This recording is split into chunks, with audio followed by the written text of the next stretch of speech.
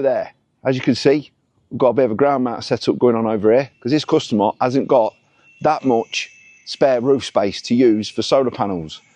Now, he's got a bit of spare, a bit of a concrete base next to his garage, which he can sort of have solar panels sat on, which is very easy for us to do. And we can face them optimum south. So the generation is absolutely optimal. And as you can see right now, they are soaking up some sunshine, generating lots of energy. So if you've got a bit of spare ground space that you could sort of replace for some not bad looking panels, to be fair, for solar panels, then get in touch, because we've got a solution for you where we can help you save energy on your electricity bills or optimize your profits if it's a business. So if you've got a car park, or a spare bit of outside yard area that you want to just put some solar panels on, this is something we can do for you. So get in touch.